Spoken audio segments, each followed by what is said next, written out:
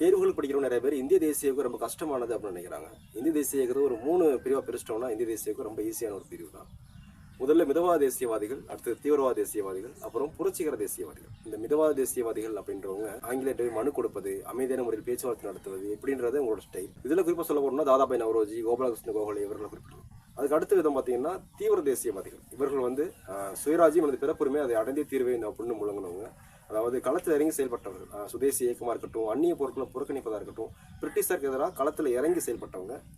இவங்களில் குறிப்பாக சொல்ல போனோம்னா லால் பால் பால் அப்படின்னு சொல்லக்கூடிய லாலா லஜபதி ராய், பால் கங்காதர திலகர், அப்புறம் பிபின் சந்திரபால் இவர்களை குறிப்பிடலாம். நம்ம ஊர் வாவு சிதம்பரனார் அவர்களும் இந்த பிரிவில் தான் வருவார். அடுத்து கடைசியாக பார்க்க போகிறது புரட்சிகர தேசியவாதம். அதாவது ஆயுதத்தை ஏந்தினாதாண்டா விடுதலை அப்படின்னு சொல்லி நம்ம நாட்டுக்காக உயிர் தியாகம் செய்தவர்கள். இவருடைய காலகட்டத்தில் குறிப்பாக சொல்ல போனோம்னா பகத்சிங், உத்தம் சிங், நமக்கு ரொம்ப தெரிஞ்ச ஒருத்தர் வாஞ்சிநாதன் அவர்கள்லாம் சொல்லலாம். அதாவது ஆங்கிலேயரை நேருக்கு நேர்னு சொல்லக்கூடிய தைரியமான தில்லான் நபர்கள் தான் இதில் இருப்பாங்க.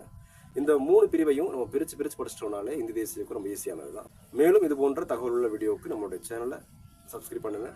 இந்த வீடியோ உங்களுக்கு பிடிச்சிருந்தா ஒரு லைக் பண்ணுங்கள். நன்றி தோழா. Download ShareChat.